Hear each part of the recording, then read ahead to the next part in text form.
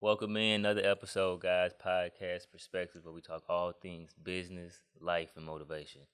Today, I got a very, very, very special guest with me today, man. A superstar, man. An activist, man, who teach you about yourself, teach you about life and things around you, man.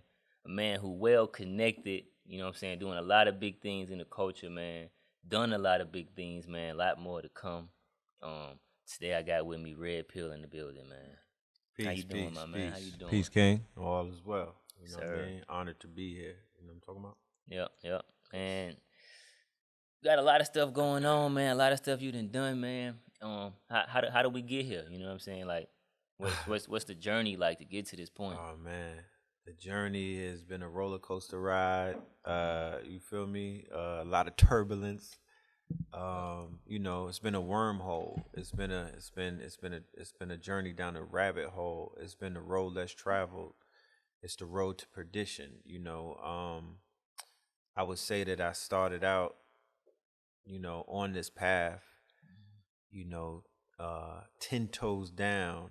And when I say 10 toes down, what I mean is I consider myself to always had a knack for the consciousness, or, I've always been gravitating towards being different. Me and my twin brother, we were exposed to the information and to the light in the 80s by Dr. Sebi and my mother, Mama Pill, and all of my other influences, Baba Samaj, my father, my biological father, you know, his peoples, you feel me? Yep. But 10 toes down, I would say in 2005, I left Miami to come to New York to check on my grandfather and my brother, my brother Blue Pill. He was kind of jammed up in something. And I wound up, my grandfather lived in Harlem, and my mother told me to go and check on him. I went to go see him. And he's a legend in his own right. He's one of the first calypso singers out of St. Croix that came to America, played the Apollo and whatnot. His name is Prince Thomas. And he was like, yo, I want you to go on 125th Street and go. He told me in verbatim, go check out those Black Power niggas. And I was like, what's going on over there? He was like, yeah, they had just out there with bullhorns doing that Black Power shit. I want you to go see them. And I got one of my friends, Dr. Ben, is doing. I think he's doing something this week. I want you to go see him. Go sit and see it. And I've heard about Dr. Ben before. Dr. Ben actually was real good friends with my grandfather, being that they're both from St. Croix and whatnot. Um, so I wound up going on 125th Street, and I met a brother by the name of Sonetta and another elder by the name of Dr. Jack Felder and his son Nova Felder. That night, they invited me to the O'Berry Dempsey Center, which was like a school, and Dr. Ben was talking. Okay. And I made my mind up whilst in that class, and even the energy that I was feeling on 125th Street, because I'm from Brooklyn, and we're not really we weren't exposed to a social setting like that. Like, we hang out, but we never really have we don't have an 125th Street.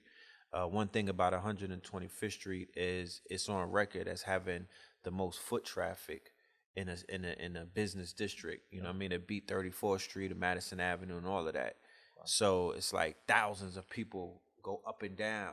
So me just standing there, I felt that energy. You know what I mean? And it was like, wow, I don't know what's coming from this energy. I don't know what I'm seeing or what I'm feeling, but it's fulfilling me in ways that Miami wasn't, staying in Brooklyn wasn't. I had just turned 30 and I was a little empty. You feel me? I was kind of figuring out what was the next step. I went through my midlife crisis. I was going, and I didn't have no children at that time.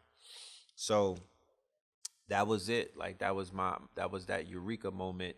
And I said, I didn't say I'm gonna be here for this amount of years. I just said, I'm extending my trip. And extending my trip turned into me in 2007 moving to Harlem. Had a son, my firstborn, just locking in, And in 2009, I started a podcast called Know the Ledge Radio on Blog Talk Radio, which was monumental for that time. Dr. Sebi was our second guest. Dr. Phil Valentine was our first guest. And right around these times, I'm learning about metaphysics and occultism and whatnot via three of the master teachers who were really like lit at that moment. No, I'm learning more science, right? Because I got exposed to more science in 2001 via my brother Blue Pill. He was fighting a case, and I saw the magic of the Moors. We went to court and demonstrated. So I saw something that kind of like really shocked me. I saw the judge flinch. I never seen nothing like that. You feel me? I was used to yes sir, keeping my head down. Yeah. Like the legal aids say, don't say nothing. Right. They was up there teach you. challenging these magistrates and the paperwork. Like I read the paperwork the night before that my brother was gonna put in, and I'm like, you shouldn't put this in. Like what the like he the it was scary. You know what I mean? What I was reading, I was on parole too. I'm like, this is scary. Do you really want me to be here with you? But it was like assertive the way it was worded or something. Very assertive. Very. It wasn't. It was the opposite of the subservient way that they expect us to be. It was very, it was very like, it was real, it was cocky, you know what I mean? Like, I am this, I am that, I am this, you know what I mean? I'm like, shit. And then right after that, the towers fell. Okay. So we entered into a new era of, conspiracy. And a new era of also, muzzling, you know what I mean? You had to at the day before, because it was September 10th we went to court, and then the day after, September 11th, the tower fell. So then people basically tucked their tails after that with the Patriot Act and with this spotlight that was on, Islamic based information. And remember, the Moors is into, that's more Islamic. Yeah. You feel me? So we kind of had to go underground and whatnot. So Dr. Phil Valentine, Bobby Hemmett with the occultism, Delbert Blair with just the whole shit about the stars and space and aliens and science. He was stretching my mind to places that I never imagined before. And, Sebi, of course, with the health and whatnot. But Sebi wasn't big on the other things. He wasn't big on Kemet. He wasn't big on metaphysics. He was strictly about health and wellness, like what works right now. What can I prove? Like, cause he like, I go to Kemet and it's a graveyard, it's stones. Yeah. But I go to the Congo and I go to other places. I'm in the jungle. It's fertile. It's alive. Them herbs I bring back will heal people and save lives. Them stones you niggas is bringing back. How many people are y'all healing? But I'm like, well, I feel you, but I felt that people's hearts and minds were healing. Yeah. Because I fell in love with just the whole premise of what ancient Kemet represented. And it made me see myself as something a little bit more of a higher value than I might have looked at myself before, because I was able to tie myself to a lineage that I necessarily was told that I had nothing to do with, based off of the lies that was being told. So it's just been a journey, bro. I mean, how do you like stay humble being around all them? Because them some big names you name. Like, how do you stay humble? You know what I'm saying? Being around them people and staying within yourself and not getting big headed or even going on a different path. Like, right. Like how do you stay grounded? In the moments? I was always, honored to be in the room with these greats, you know what I mean? These great men and women, like Dr. Francis Cress Welsing, Mama Pill. I would say that I was groomed, though, from a very young age by being in the presence of Dr. Sebi. You feel me? I kind of understood. And it was like, y'all not bigger than the big homie. You feel me? Like, am I, you know what I mean? Yeah. Not to take anything away from, but it was like, I'm with, and keep in mind, this is before he became like a superstar, a megastar, a rock star, household name. Yeah. But we always, Sebi always carried himself like he was that man, like he was him. You know what I mean? Yeah. He didn't need the validation of the Instagrams or social media. Yeah. He always moved like a giant. And, I tell people, like, the streets prepared me for a lot of things because we achieved fame on the street level. Me and my brother, we already tasted You know, we was in the modeling. You know, we was in the industry, running around. We were known. You know what I mean? Like we were ringing bells prior to consciousness. So actually, consciousness was seen as a backslide to people on the outside looking in. They said that we fell off because we stopped wearing name brand. You know, I was out there. I started a clothing line called Kings County in 2006. My brother Black Dot, one of my OGs, he funded me $60. It's funny now, but back then it just shows how far we've come. Because back then $60 was something. Yeah. You feel me? That was my startup money. I went and got a few shirts. A few shirts turned in. I flipped that into another few shirts. I went to a lecture. Table was looking healthy. You know what I mean? The confidence got built up because I didn't know what the hell people was into. I'm used to selling T-shirts with rappers on it. You feel me? And you know, and other type of things. I'm putting ancient motifs, and I'm hitting that off for like $20, $30, to the point that I didn't even know my value when I first popped off. I had $15 T-shirts. When in reality, those were 40 and up. You know what I mean? Who teaches you that though? Who teaches you that initiative to start that business and do well, that on your own though? Miami taught me that. I got flued out in 2003 by my bro Big Teach, who was the manager of of an artist by the name of Pitbull, right? Armando. You too well connected. Huh? Yeah. So Pitbull, he was always into, me and my brother were boosters back then. So he was always into how we was putting it together, how we were dressing. He was like, I want to get y'all out the streets. Y'all worth more than this. Come and be my stylist. So when I go to Miami, they put me up on South Beach. They put me in the building with some Cubans and whatnot. I'm living a life, you know what I mean? I'm living. This is when Pitbull first started out, but he's running with TVT, with Little John, Yin Yang. You know what I mean? This is the crunk era. So every other night we on South Beach in the clubs, Club Chaos, big chains and everything. Them days. Yeah, we was having a ball, bro. So I'm learning behind the scenes industry shit, right? I'm learning how to work the camera because I'm documenting everything. Then they put me in charge of merch. So I went from taking clothes to making clothes. They put me in a factory in Hialeah. And then I learned what silk screening was. And then in that day, the heat pressing was brand new, right? Putting, images on the garments and whatnot. That was brand new. Shout out to my bro Vinny out of Philly. Vinny was he was a beast with it. You know what I mean? He kind of like was one of the first ones. He was one of them ones. He kicked that door open. He was selling $80 T-shirts with the rhinestones on it, with like Tupac or Biggie and shit bodying it.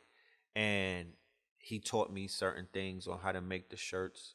You know what I mean? He taught me the process, because back then it wasn't like you didn't have no YouTube.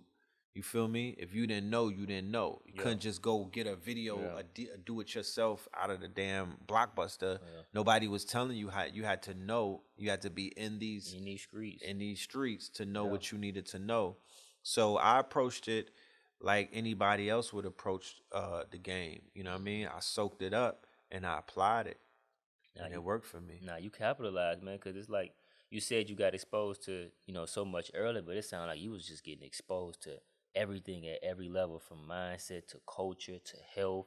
Then you go over to business, so it's like you was just getting it. I mean, it was based off of the decisions that I made, because I could have made some other decisions and got exposed to some other things. So, as a result of, bumping my head a few times, I just was like, look, move with spirit. You feel me? Before I even knew what that really, really was. And based off of the decisions that I made, I went left instead of right. I crossed the street instead of standing there, type shit. And everything began to fall into place, And I would say that some people would say that it wasn't planned, but my good brother A.A. Rashid, right, the Kabbalah God, he was doing 10. Like we actually went down together in 1997. Like a week after each other, you know what I mean? And to be honest with you, Allah or whoever is watching us and our spirit guides, I feel that they saved our lives, because we was really wilding. Okay. and we got sat down. He got sat down for 10. I didn't get sat down. I only got like 6 months or a year or something for something totally different. And I would write him letters. He showed me these letters the other day. I went to LA to visit him. Damn. And he showed me he saved everything. So in those letters, I'm having conversations about a community that I'm envisioning. I'm like, yo, because I was exposed to BMF when I was in Miami in 2004 and 5. Okay. So I'm writing him about what I'm exposed to. I'm like, yo, I got a vision that one day, you feel me, we'll be hopping out of foreign cars, you know what I'm saying? But it won't be for no drug dealing. Yeah. It'll be for just being who we are, you know what I mean? For like, you know, just being smart, my nigga. And I'm laughing in the letter and everything. And I'm also speaking of going to certain lectures with the master teachers, getting my mind blown. And I'm like, yo, one day we gonna be on them stages. I could see it, you know what I mean? Like, I'm just having these visions. And, you know, they say to put your plans on paper. Sometimes we don't realize that those plans are even in the form of letters that we write other people. They're, you know, because we don't do letters like we used to do because we got phones and shit like that. Yeah. But we were writing letters back in those days. And in those letters, I found a lot of, manifestation, a lot of, foresight. Yeah. That's what's up, man. I mean, so what's the importance of manifestation then? We're talking about letters and writing stuff down. Like, you know, a lot of people out here, you know, they got dreams and they got ambitions and things they want to do. But, you know, a lot of times you got so many people in your ear, your parents saying, go this way, it's what we know. You know what I'm saying? Go this route. And you got your friends saying, that ain't cool. Just go get you a job. Just don't worry about that. Like, what's that power of trusting yourself and manifesting? You know what I'm saying? Yeah, that's gonna happen. That's gonna happen. Nobody is gonna really see you for who you are except you, because internally you know what you're worth. And I would tell everybody, regardless of who's in your ear, from your girl, wifey, baby mama, grandmama, homies, write it on paper, block them out, let them talk. They're gonna have opinions, but you gotta write out your biggest visions on paper. One of the things that I realized is what we might deem our biggest visions 4 or 5 years later, when we look back on it, it ain't that big. Yeah. You know what I mean? Especially when it comes true. So what might knock you off of your feet, or what might floor you when you think about it, and you like, nah, that's crazy. No, nigga, write that down. Yeah. That's doable.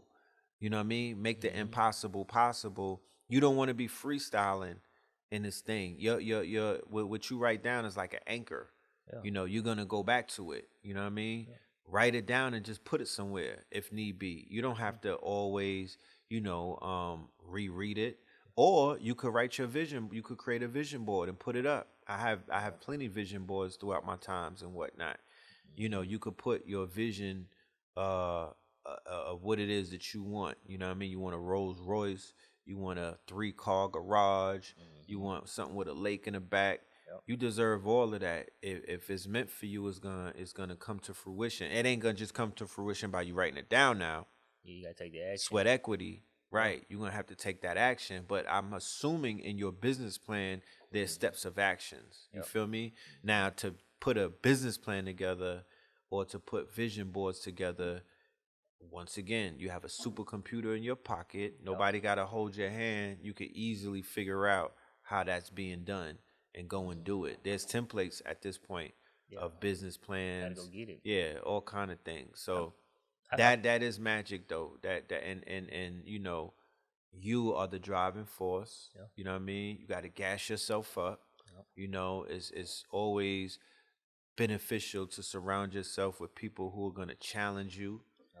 You know, and not and give you some good critique. Yeah, I mean, I everything you're saying, I believe it 100%, because I feel like if your dream don't scare you, it's not big enough. It you know ain't what I'm big saying? enough. I got a bunch of vision boards in my room upstairs, man. Where Dope. I put it down, and it's like, yeah, I'm gonna do that. And then you know what I'm saying. Once you start mapping it out, you know what I'm saying, you start knowing where you're going, because if you don't have a destination, you don't know where you're going. You gonna just go wherever. Anything can catch your attention. You're gonna be fly by. You know what I mean? You're gonna fly. You're gonna be like tumbleweed. You're gonna blow with the wind. Yeah, that sounds good. I'm gonna do that. Yeah. Right. I was supposed to, but yeah, right there. Right. So, you know what I'm saying? Purpose. We should be more purpose driven. even now that you bring that up, it's ill because in my mind it's like, yo, that's something that I'm gonna have to implement, right, in this upcoming third and fourth quarter. With my network, like we gotta do some repurposing. You know what I mean? Because I can't assume that everybody have a business plan or a vision board, or we've been writing shit down. Like I got a journal that I journal in, but it's definitely time to start writing out my next 100 years. Yeah. You know, Like you said, that time flying before you know it, you accomplish so much, you'll be like, damn, I did most of this, or half of this, or some of this, or all of it. So when you put it down, it's like you got to keep walking past measurement, it, and you seeing it, you're like, right? damn, I But ain't do that. you need something to measure Yeah, your growth and your development. It can't just be your memory. yeah, Because we got a lot of shit on our minds. So you need something to anchor, to go back yeah. to be like, I'm at this heights now because look at where I was at when I wrote this out. You feel me? But if we don't have a unit of measurement, it's kind of hard. We're gonna rely on others to measure us, or you might become one of those people who need awards and shit like that to feel validated. Yeah. You feel me? Somebody else Or there's judging it. certain trinkets that you have to possess in order to feel like you made it. And we've heard there's stories of people every day who miserable. You know what I mean? Because they're putting all of that in the wrong places. So they're like, oh, I got this, I got everything, but I don't have nothing. Or I got, you know what I mean? I got women, money, then, and I'm empty. You know what I mean? Because it's like your spiritual bank account might be on zero. Yeah. You know what I mean? I mean, that's what people do. You know what I'm saying? They try to confine in other people to feel fulfilled. Like you said, you got this monster, this supercomputer in your pocket, but a lot of people end up using it wrong when you're going through and you scrolling and watching other people's highlights and you trying to compare. Well, comparison is the thief of joy, right? So what the algorithm has done in the past few years through Instagram, and they've already admitted to it, is it's put us in this place of comparison. It's a comparison, and Competition. it's competition, and you competing with somebody who might be more miserable than you, but because they got a curated page and whatnot, and they're only giving you snapshots of a 24-hour life. You feel me? Here it is. Live the rest of the year. Right, and you comparing. You might want to walk. You might make the grave mistake of want to be in the next man or the next woman's shoes, not realizing this real shit that they going through internally, the demons that they fight every night, that they can't even sleep. You feel me? They got people out there trying to kill them. I'm just saying, you trying to, you like, damn, I would love to be in this person's shoes because they got the Rolls Royce behind them when they driving, and it's like, fam, you don't even know the full story. So people is getting tricked out of their blessings. People is getting tricked out of their position in life, trying to, because they locked in on a scroll, comparing themselves to people. Some of these images ain't even real. You comparing your real life to their fake life. I'm just saying, to the point where they got images that are AI generated. So you got women comparing their body to an AI generated body type shit. Photoshop bodies. That's why them BBLs out now. You feel me? Looking like a bug's life. It's crazy. That's facts though, man. I mean, so the mental health is deteriorating amongst many people of all races, backgrounds, tax brackets, you name it, nationalities. There's a level of depression and anxiety that's gripping people unlike anything that I've ever seen. And it was taught to me that anxiety is when you looking forward, right, into the future. Depression is when you thinking about shit in the past. You feel me? You don't get anxiety thinking about shit that you did years ago. Could get depressed though. Oh, if I would have went to this school, coulda, woulda, shoulda. You know what I mean? If I was still with Shorty, let me go stalk her. You know what I mean? If I would have made this, before he did, you know what I mean? If I would have bought those sneakers, if I would have sold it, all of these things. If I would have bought Bitcoin, right? So what people do are torturing themselves. So as people, what do we start then to start making them steps to focus on yourself and grow yourself, so that you're not looking to somebody else's comparison, but looking to yourself to be like, this what I'm gonna do. The most gorilla shit is digital detox. And I know everybody can't do that, right? The level of addiction to these devices, it's a vice at this point. It's not even a device. The shit is a vice. So the level of addiction to the digital devices is so strong that I would just say, I can't really, answer that single-handedly with one answer. But the ultimate real detox is the digital detox, cold turkey. Yeah. You looking like Gunna and Young Thug when they was in the cell, going through withdrawals. Yeah. You're gonna have to get past the withdrawals, and then you're gonna have to focus on nature, right? Nature is a great tool to balance out what we may have lost in the blue light. And the blue light was coming off of that black mirror, off that screen and whatnot. It's kind of like, slowly deteriorating us, versus us light. Just stepping into like a radioactive chamber and whatnot. Yeah, that blue light is knocking us down. Yep. It's messing up our circadian rhythm, all kind of shit. Yeah. So grounding, shoes off, socks off, and that red clay. You know what I mean? This is an enchanted forest that we live in Atlanta. You got all of the tools that you need. We go on Stone Mountain a lot. We climb up the mountain barefoot sometimes, touching that granite. We sunbathe. We hug trees sometimes if need be.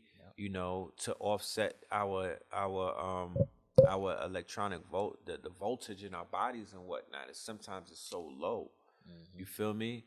They have all kind of things that are stealing our voltage. The AC, central air.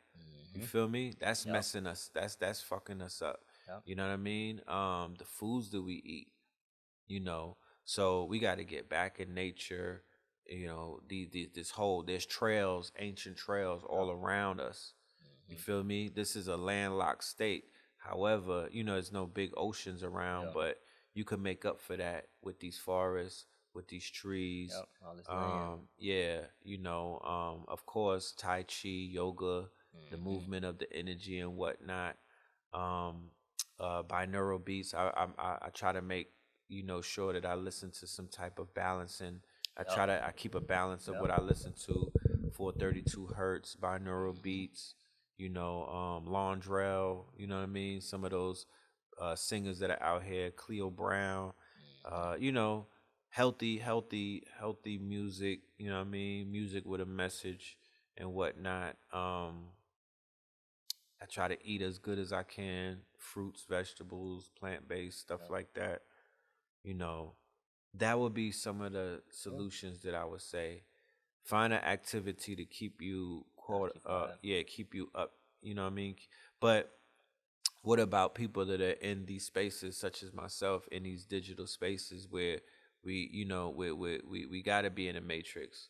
Some of our businesses is built off of that. Some of us are world changers / influencers / we have e-commerce popping. So it's like, what do you tell a person who can't pull away? That's why I say that's the guerrilla version. That's like extreme. Now, the less extreme would to be kind of like to police yourself. You know what I mean? I set my phone up to where if I overgo a certain time limit, it shuts all of the apps down. You feel me? Just shuts it down. So I kind of I would have to actively unshut it down to stay on these apps. Yeah. So when it shuts it down, I'm like, damn, I've been wilding. Put the phone down. I mean, you kind of losing some people because they're not understanding the music and the frequencies and what it's doing to you, and going sun gazing and being out in that sun, getting that natural sunny D, that natural vitamin D. You know what I'm saying? I mean, think about it. The food is fake, right? The music is low vibrational. Yep. What we watching on our phones, all of that low vibrational shit going viral. World Star, the Vlad interviews, who's your favorite killer of the week? You know what I mean? Yeah. With the artificial light in your face. The artificial light in your face. There's so many different attacking you in all different ways. Then you angles. Wonder why I'm feeling this way. Why I can't get my life together. Right. So you might need the cold turkey. It's gonna be hard though. But right. You know and then let's not even factor in the last 2 years of what was going on with the global scamdemic. And hey, I feel like the pandemic though, for me, it was probably one of the best years of my life. Well, definitely. We talking about, looking at the glass half full versus looking at it half empty. Right. Now, there was a twofold effect of the pandemic. One, it woke people up in ways that nothing else was able to do. It was a catalyst, right? It was a quote unquote shock to the system, right? It was the great reset. People were resetted, right? I think we went from 3D to 5D, if you ask me. And throughout those times, so now, boom, your faith got tested in the beginning, right? Because remember, the church is closed. Yep. So how I've been Crazy. I've been giving tithes up. The preacher man said he talked to Jesus at night and all of that. He's the one closest to the God, the archbishops and all of them. But they was like, yo, every man for themselves type shit. Why they It wasn't come together as a congregation. Nah. The blood of Christ is gonna protect us. They wasn't even talking like that. So people's faith. I personally know, grandmothers that was like, yo, I had to reevaluate shit. Yeah. Because my faith got tested, and when it got tested, somebody failed the test. Yeah. You know what I'm saying? So people kind of like was like, damn, it's been me the whole time. Yeah, there you go. Getting through all of this shit. I thought the church. Certain people was feeling like it was the church doing it the whole time, paying my bills. Right. No, you was getting through. You was hitting a lick on the PPP loan without all of that. Your bills got paid without all of that. You know what I mean? Yep. And then some people, and then they got introduced to a healthy way of living that they probably would have never, been pressured into even moving in that direction prior, because remember, sometimes we need trauma to push us. We need catalysts to put us in a certain place, and then we conform. So the flip side of all of that was there were people who were watching the news plugged in, taking every single word of what was being told to them for law, right? Today, the CDC just put out the guidelines where they was like, all that shit that we was talking was bullshit. To sum it all up, they relaxing guidelines. They put, you know what I mean? Now they like, yo, COVID, what? Who? You know what I'm talking about? COVID? What's that? So, but at the time when they were pushing the fear campaign, how many people? Because remember, fear is debilitating. Fear kills. Yeah. Cortisol is released. Fear kills, right? Itself. The level of people who've been succumbing to heart-related issues, it tripled, right? All kind of ailments that people could be tied right into stress-related deaths, right? It went crazy. You feel me? So on the flip side of that, humanity devolved. Right? We saw the desecration of human bodies and whatnot. They were throwing people in trucks. They did not properly bury individuals and whatnot. And they wonder why there's so many haunted spirits running around where people are being possessed. Right? They was throwing people in U-Haul trucks. I saw it with my own eyes. They were cremating people, no proper burial. They wasn't even letting family members, properly come and do what they needed to do, right? So humanity kind of like, I don't know. I would say that there was a level of devolving that was taking place, because even the dehumanization or the desensitization of human life, it went up a notch. Yeah. Right? And then the George Floyd thing happened, and there was really nothing really good came out of that, because immediately after that, the hood started drilling each other and killing each other, and then the women started, prostituting themselves because of the influence of Meg Thee Stallion with the WAP song and other little things that were pushing them into promiscuity and whatnot.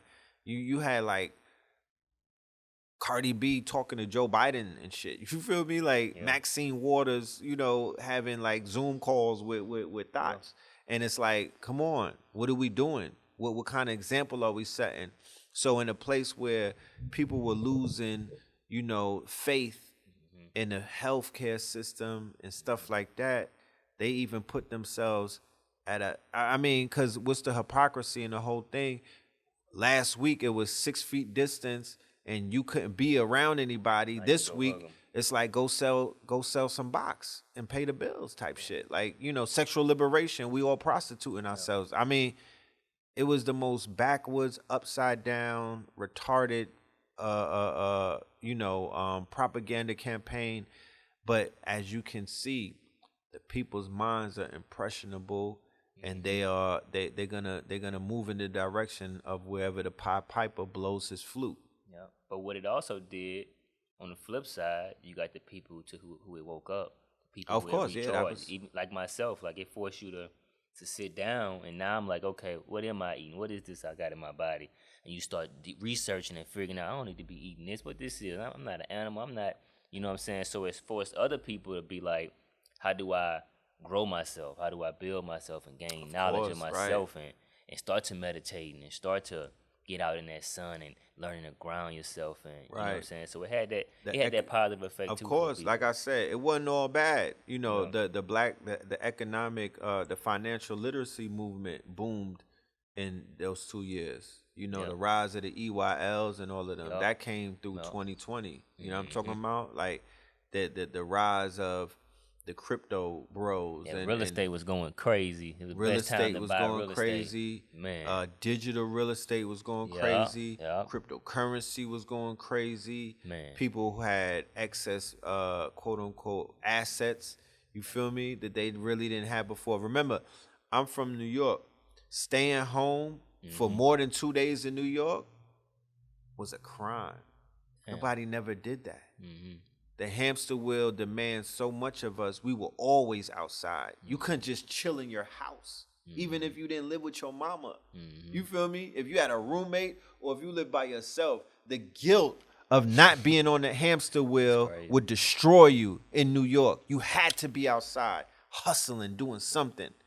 It just didn't make sense.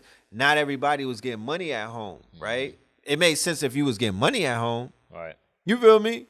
But no, people wasn't mastering how to get money off the internet at home type thing. I fell back in February, March, and I was, my audience and my network, they personally knew. I was like, yo, I'm not doing 2/5 no more. It's dead. Outside is dead. We are switching it up. I'm starting to do online seminars and lectures, and I'm building up a university, right? And I told them that, and I did that. You feel me? And I stayed home, and I after everything started working out, I was like, I'm never going outside. Like, I'm good. You know what I mean? But my my third child was born in April, right? Of 2020, and I wound up going up to Connecticut where his mother was at, so we could have. Because in New York they weren't allowed. We decided not to do the home birth. This was her first. So in New York, because of the restrictions, the father wasn't even allowed in the delivery room. That's what I'm trying to say. They was doing some weird things. So I was like, let's go to Connecticut and bring this bundle of joy in. And I wound up staying out there for like 2 years. But it was, like you said, and I was sitting back watching the mass awakening of a whole new class of people. You know what I mean? Because it's like, we look at it like freshman, sophomore, you know what I mean? We look at it like student bodies. So different years bring in different student bodies. So 2020 brought in a whole, like 2019 when Nipsey died, that brought a student body in for us. You feel me? And we were dealing with them, and we were feeding them the things that they needed and whatnot, and kind of steering them in certain type of directions. It's not like you don't even have direct access to certain people, but you still could steer. Yeah. You know what I mean? And then 2020 brought a whole new class in. 21 brought a whole new class in. I know it's when crazy. People didn't want to take the jab and shit like that, and they wanted to, and that woke them up. They saw the pure hypocrisy of what was going on. They was like, hold on. What it was, I feel like 2020 was that year of like, you see what's going on, believe in yourself, make them jumps. And then 2021 was like, man, you see what they did in 2022, but man, I don't know if we could do it in 21. So that's probably where they was coming from. We called it 21 Savage. It was a savage year because that's when people got compromised. That's when families started flipping on you. Yo, you can't come to Thanksgiving if you don't got that jab. Yo, you can't be around us. Yo, you a detriment to us. Oh, you unvaxxed. Bruh. Oh, you clean. Oh, you unsullied. You know, you making us sick type stupid. Coats was coming, boy. It started. You feel me? Coat culture. It reminded me of the Game of Thrones. They had a character. Was it the Sparrow? He was like a religious dude and whatnot. He was persecuting. Yeah. He was persecuting. And he started out cool, like, you know, and then towards the end, he was just like, he persecuted the queen and everything. You know what I mean? Like, he was as he grew in power. Okay. Because power corrupts. Yeah. Absolute power corrupts, absolutely. So, you know, it turned into like a super cult. You know what I mean? But that's what this turned into, a super cult too. Yeah. And Fauci and them, they got absolute power and they got corrupted, absolutely. Fauci is all the way back in. Remember, Fauci is from the Sebi case. Okay. They was fighting Fauci with AIDS in the 80s. He goes all the way back then. He was the one that rolled out the AZT and the cocktails and whatnot and was knocking people off with that. So these characters ain't new. They been out here doing what they do. They seasoned. You feel me? These are seasoned. These ain't accident murders. These are seasoned killers. You see? You feel me? Yeah. So 2020. Remember, that's also December 21st, right? That is the conjunction. That's the great conjunction. Talk about December that. 21st, 2020. Okay. That was the alignment, right? And then we're talking about a bookend of a whole epoch. Yeah. Right? So the conjunction represented an ending of an epoch that was going on for thousands of years. It was an alignment, and that alignment promised to bring people online, right? Okay. Which it did. Yep. Because fast forward in 2022, like I said, millions have woken up, and we didn't, you know, and it wasn't from YouTube and the debates, my nigga. You know what I'm talking about? Yeah. This happened willingly. People willingly woke up. That like they did this to survive and to save themselves. They made a decision, right? And Clubhouse played a big part in you know, aiding and assisting people to do what? To steer them in the direction for names and different type of teachers. Help put them in rooms they couldn't walk into. Right. So introduce them to like Morpheuses or Neos and Trinities without having to go there. Without having to go there. Right off your phone. The same way that Neo woke up. That's crazy, yeah. Remember, Neo woke up. They was like on the dark web. Yeah. That would be considered the dark web of that time. And it came out in 99, but he was off the internet. Remember, he was jugging, right? He wasn't on the World Wide Web. He was on another connection. And then he got found by a voice. He didn't see them at first. So even when we was on Blog Talk doing our red and blue pill thing, they didn't know what we looked like. They didn't see us. They just heard us. So that voice, those voices were going out there, hitting people off the phone, waking them up like, oh shit, wait, what did he just say? Yeah. You know what I mean? When it makes sense, it makes sense. Yeah, man. So, man, that's crazy. I know we could talk forever, man. It's like I said, man, I appreciate you coming on, because it's like, for me growing up, people like yourself are superstars to me. You know what I'm saying? Y'all are the kind of people to look up to. You know what I'm saying? Right. And it's like, to be able to be in a room and get that enlightenment and be around you, feel that energy, get that information, get that confirmation of what you've been looking up, and hearing you speak about it is next level. So it's like, I was in your seat before. Yeah. You know what I'm saying? So I know what I know what that's like. And, you know, my master teachers gave it up, and they treated me like one of them. And they gave me the confidence to see myself in a higher, you feel me, capacity. Yeah. It helped me mentally, physically, spiritually, emotionally. It just put me in a place where, I'm like, yo, I'm gonna prove them. I need to impress them. You know what I mean? I'm gonna make them real proud of me. Cause they was, sometimes they make you feel like you already made it, and you like, shit, I ain't even put in no work Right, yet. I just got Like, started. yeah, I just got started. Let me watch and see what we about to do. Let me get in my bag real quick. Let me get in my bag, and it's what we got to do with each other. You know what I mean? So it's like, I don't see myself like that. You know what I mean? I see myself for what I am, and that's of service to the people.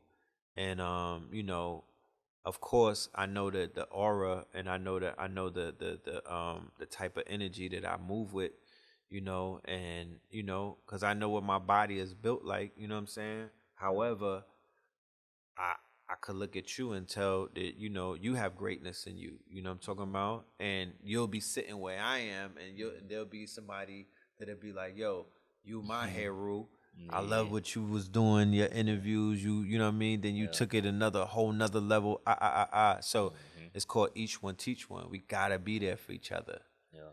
You feel me? Nah, it's 100%, because it was like, I had a lot of people asking, like, that's why I started this. I had a lot of people asking me, like, what you doing? What you got going on with that? And I had ran into this Jamaican guy. Right. And you know how the word, when you start waking up, the words just start talking to you in crazy ways. Ran into this Jamaican guy. He just told me, like, what's the point of knowing something if you ain't telling nobody? What's the point of having the knowledge if you ain't giving it to nobody but yourself? Right, you hoarding. And it just boom. And I'm just like, damn. You know what I'm saying? And that's when I got into this. And to meet dope people like yourself, because how else could I get you in the room? You know what I'm saying? Right. And now I got a connection with you, so now I know you. You get what I'm saying? So Right, it's like, right. And that's how I promise you, it's stepping stones. You be surprised.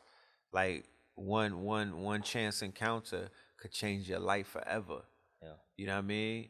So as long as you move with purpose, and you keep your eyes on the prize, that it's your purpose, it's your intention. It's going to open doors. You know what I mean? You just got to show up. You know what I mean? But your energy is going to open up them doors. I promise you. Yeah. So stay receptive. Be able to receive. You was able to receive what the man told you. And by being able to receive, you got something that you needed. Yeah. You know what I mean? Because sometimes people, they be throwing all kind of gems at us, but we can't receive it. Cause he the crackhead on side of the road, but he had something for you. You know what I'm saying? You feel me? We judging. You know what I mean? We waiting for certain other people to say it to us. But dude that was shaking the cup told you everything that you needed right there, but your ears was closed. He was the Morpheus. You know right. What I'm saying? And two strong tips that are lessons that I learned for a lot of people to know is, like, one being, you got to be bigger than yourself. You know what I'm saying? Whatever you doing, like you said, it got to be a purpose, but that purpose got to be greater than yourself. Than you, right? Because if it's just you could stop, or you can get big headed. But when it's for that kid, your mom, your family, because I feel like if you want to affect the world, you got to first learn how to affect your country, and before you can affect your country, affect your state. Right. And then before you can affect your state, affect your city. Before you do your city, affect your family. Right. And before you could even affect your family, affect yourself. Right. And it gotta go from there. Right. You know what I'm saying? And it spirals like that. It's like a Toro. Yeah. But that's right and exact. And listening, man, that's the biggest one. Right. Like you said, receiving. You got 2 ears and 1 mouth. You gotta be quiet. If you let a person talk, they'll tell you their intentions, what they gonna do, what kind of person they is, because they gonna project. Just be quiet and listen. Right. You ain't gotta say what you doing, what you got, what's going on, because it's gonna show. Right. You could look at a person and be like, yeah, he or she one of them. Right. You know what I'm saying? You ain't gotta pull your money out. You don't gotta do all of that. Yeah. Just be quiet and listen. And that's the most dangerous person in the room. When you walk in that room, that person who's just quiet and just sitting there and militant. Like, yeah, he running it up in here. That's the guy right there I need to be going to talk to. Right. You know what I'm saying? So, hey, man, I appreciate your time, man. Yes, Let the people know what you got going on, your socials, what they could catch you on, all that good stuff. Right. Well, the best place to capture me, Brother Red would be off for IG when they not shadow banning me and doing all of that stupid shit. But my handle is Phil, which is my government _Moreland, MORELAND, Phil PHIL _Moreland. My YouTube channel is Know the Ledge Media, KNOW The Ledge Media. That's a play off of knowledge. Know the Ledge Media. We do Melanin Mondays every Monday, Third Eye Thursdays every Thursday in the evening and whatnot. And my website, which would be my online university, is KTLUniversity.com. KTL as in Know the Ledge. University.com. That up there you'll find some of our lectures, workshops, and even other people that's a part of our network. Blue Pillar, AA Rashid, and many more will be on the way. Brother Al Kibalan 44 and some other people. But yeah, that's definitely a place to tap in to get some of the past works and whatnot. We have a series of lectures that we've been doing.